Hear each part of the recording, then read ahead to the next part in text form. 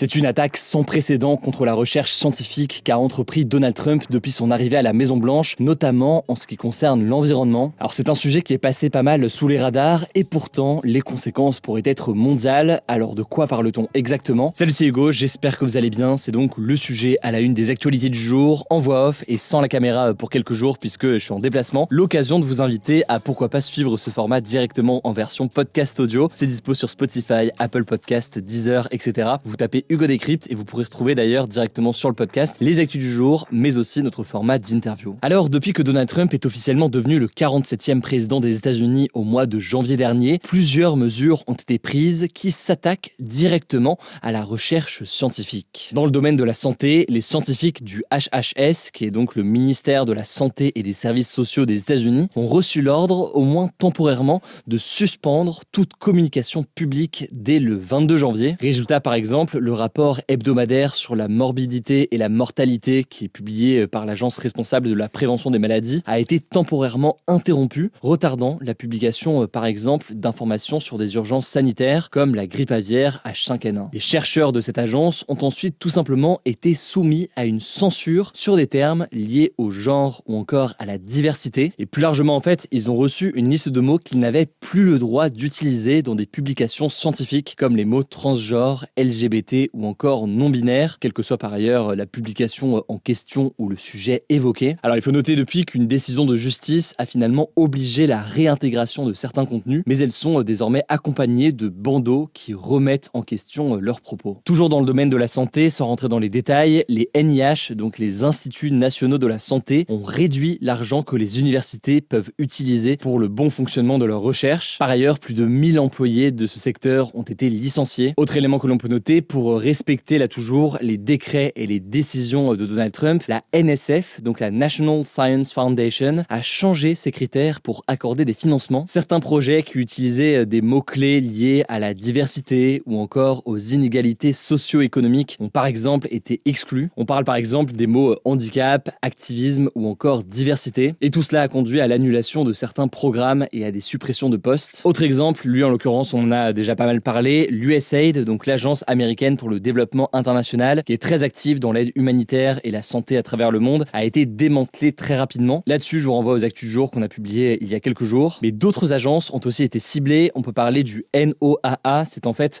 le plus grand fournisseur mondial de données météorologiques et climatiques. Il a annoncé des centaines de licenciements. Il faut savoir que cet organisme, il est ciblé très régulièrement par le clan de Donald Trump, notamment par le Heritage Foundation. Le Heritage Foundation, on en a parlé là aussi à plusieurs reprises sur la chaîne, c'est la fondation derrière le projet 2025 et qui s'oppose justement au travail de recherche sur le changement climatique qui est effectué par l'organisme. Autre élément que l'on peut noter, la suppression massive de données scientifiques a atteint un niveau record. Depuis le 20 janvier, c'est plus de 2000 ensembles de données qui ont disparu des bases accessibles au public, en particulier ceux traitant du climat, de la diversité et de l'inclusion. Il y a de nombreuses pages de sites gouvernementaux qui publiaient des rapports ou autres qui ont été tout simplement supprimés du jour au lendemain. Bon, et puis enfin, tout ça se déroule dans un contexte plus large. Là aussi, on en a parlé, mais les États-Unis ont annoncé se retirer de l'accord de Paris pour le climat. Ils ont aussi annoncé se retirer de l'Organisation mondiale de la santé, comme Donald Trump l'avait fait déjà à l'époque. Alors, comment expliquer cette purge massive avec la suppression de documents et avec donc le licenciement de centaines et de centaines de personnes? Eh bien, la première motivation affichée, c'est une question de réduction des coûts. Mais au-delà de ça, beaucoup estiment qu'il y a aussi véritablement une dimension idéologique et une attaque contre certains éléments de la recherche scientifique. Sur les sujets environnementaux, par exemple, Donald Trump, mais aussi son entourage à plusieurs reprises, ont montré une forme de scepticisme, voire de rejet d'une potentielle implication de l'humanité dans ce changement climatique. Là-dessus, c'est pas nouveau, je vous renvoie à des vidéos qu'on a déjà consacrées au sujet. Alors rapidement, quel est l'impact de toutes ces mesures? Faut savoir que depuis plus de 70 ans, les États-Unis dominent la recherche scientifique mondiale et en raison de nombreux partenariats noués avec des laboratoires américains et des programmes internationaux financés par leurs agences, de nombreux scientifiques ne savent donc pas aujourd'hui où est-ce qu'ils pourront poursuivre leurs travaux ou recruter des nouveaux étudiants en doctorat. Pour les États-Unis, il y a donc un risque de fuite des cerveaux avec potentiellement des scientifiques qui vont bouger pour pouvoir continuer leurs recherches. Mais évidemment, au-delà donc de la question de ces scientifiques, il y a aussi des conséquences plus larges sur l'avancée de la recherche. On peut prendre l'exemple de la NOAA qui joue un rôle clé dans l'alerte et la prévention des catastrophes naturelles comme les ouragans ou encore les incendies. En supprimant des postes au sein de cette agence, beaucoup estiment que le gouvernement affaiblit sa capacité à anticiper et à gérer ces phénomènes climatiques extrêmes et mène donc à un risque accru pour la population. Les conséquences mondiales sont aussi nombreuses, on l'a déjà dit, en mettant fin à l'USAID qui représente à elle seule 42% de l'aide mondiale. Trump a provoqué la fermeture de nombreux projets dans plusieurs pays. Selon l'UNICEF, des millions d'enfants en subissent déjà les conséquences, notamment en Haïti, mais aussi en Afrique, où certains essais cliniques ont dû être interrompus du jour au lendemain sur le continent. Alors rapidement, pour terminer, quelles sont les réactions à ces différentes mesures? Déjà, ce qu'on peut noter, c'est qu'il y a des initiatives qui ont été mises en place pour sauvegarder les sites gouvernementaux et suivre la suppression des données. Il y a notamment le travail du projet Internet Archive qui fait un gros travail sur le sujet et je vous mets des liens en description. Il y a aussi un autre site qui a pour objectif de tenter de suivre